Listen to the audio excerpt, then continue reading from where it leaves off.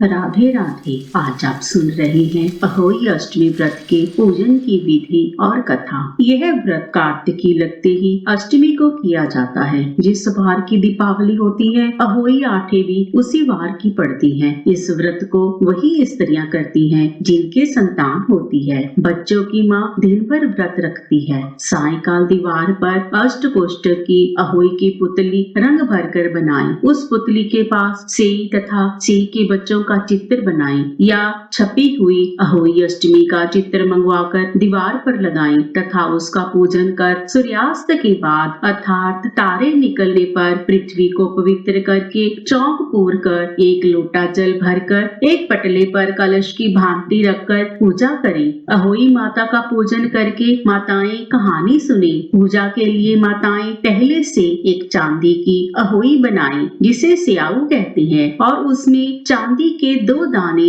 मोती डलवा लें। जिस प्रकार गले में पहनने के हार में पेंडल लगा होता है, उसी की भांति चांदी की अहोई डलवा ली और डोरे में चांदी के दाने डलवा ली। फिर अहोई की रोली, चावल, दूध व भात से पूजा करें। जल से भरे लोटे पर सतियां बना लें। एक कटोरी में डलवा तथा रुपए का बायना निकाल कर रख लें और 7 दाने गेहूं के लेकर कहानी सुने। जो बायना निकाल कर रखा था उसे सासू के पांव लगकर आदर पूर्वक उन्हें दे देवे। इसके बाद चंद्रमा को अर्घ देकर स्वयं भोजन करें। जितने बेटे हैं उतनी बार तथा जितने बेटों का विवाह हो गया हो उतनी बार चांदी के 2-2 दाने अहोई में डालते जाएं। ऐसा करने से अहोई माता प्रसन्न होती हैं और बच्चों को दीर्घायु करके घर में नित्य नए मंगल करती रहती हैं। अहोई का उतापन। जिस स्त्री को बेटा हुआ हो अथवा बेटे का विवाह हुआ हो तो उसे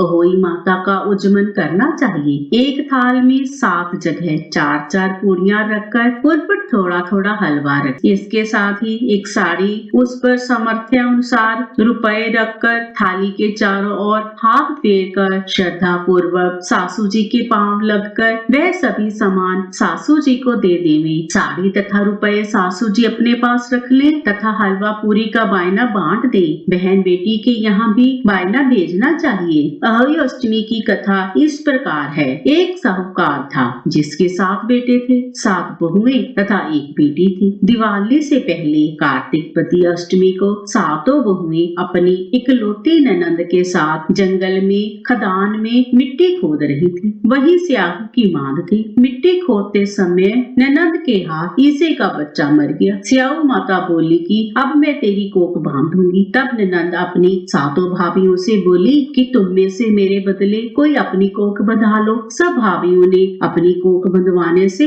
इनकार कर दिया, परंतु छोटी भाभी सोचने लगी कि यदि मैं कोख नहीं बंधवाऊंगी तो सासू जी नाराज होंगी। ऐसा विचार कर ननंद के बदले छोटी भाभी ने अपनी कोख बंधवा ली। इसके बाद जब उसके जो लड़का होता तो 7 दिन बाद मर जाता। एक दिन उसने पंडित को बुलाकर पूछा, मेरी संतान 7वें दिन क्यों मर जाती है? तब पंडित ने कहा कि तुम सुरही गाय की पूजा किया करो। सुरही गाय स्याऊ माता की भाईली है, वह तेरी कोख छोड़े तब तेरा बच्चा जिएगा। इसके बाद वह बहू सुबह उठकर चुपचाप सुरही गाय के नीचे सफाई आदि कर जाती। वो माता बोली, आजकल कौन मेरी सेवा कर रहा है, तो आज देखूंगी। वो माता खूब तड़के उठी। क्या देखती है कि एक साहूकार के बेटे की बहू उसके नीचे सफाई कर रही है। गो माता उससे बोली, क्या मांगती है? तब साहूकार की बहू बोली कि स्याऊ माता तुम्हारी भाईली है, उसने मेरी कोख बांध रखी है, सो मेरी कोख खुलवा दो। गो माता ने कहा, अच्छा।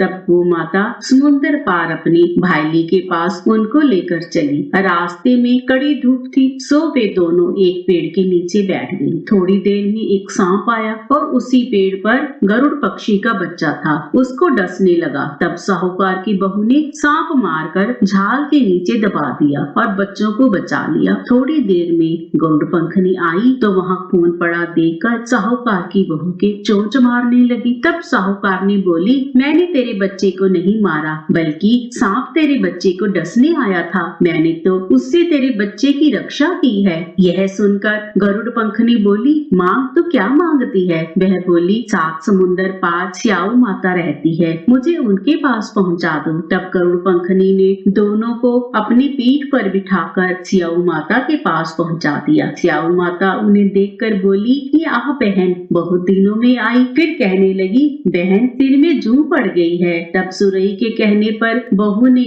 सिलाई से उसकी जुएं निकाल दी। इस पर स्याऊ माता प्रसन्न हो बोली कि तूने मेरे सिर में बहुत सिलाई गेरी है, इसलिए तेरे 7 बेटे और बहू होंगी। वह बोली, मेरी तो एक भी बेटा नहीं, 7 बेटे कहाँ से होंगे? स्याऊ माता बोली, क्यों, क्या बात है? तब वह बोली, वचन दे तो बताऊं। स्याऊ माता बोली, वचन दिया, वचन से फिरूं तो धोबी के कुंड पर कंकरी होऊं। तब साहूकार की बहू बोली, मेरी कोख तो तुम्हारे पास बंद पड़ी है। यह सुन स्याऊ माता बोली कि तूने मुझे बहुत ठग लिया। मैं तेरी कोख खोलती तो नहीं, परंतु अब खोलनी पड़ेगी। जा, तेरे घर तुझे 7 बेटे 7 बहुएं मिलेंगी। तू जाकर उजमन करियो, 7 अहोई बनाकर 7 कढ़ाई करियो। वह लौटकर घर आई तो वहाँ देखा 7 बेटे 7 बहुएं बैठी हैं। वह खुश हो गई। उसने 7 अहोई बनाई, 7 उजमन किए। दिवाली के दिन जेठानियां आपस में कहने लगी, जल्दी जल्दी धूप पूजा कर लो, कहीं छोटी बच्चों को याद करके रोने ना लग जाए। थोड़ी देर में उन्होंने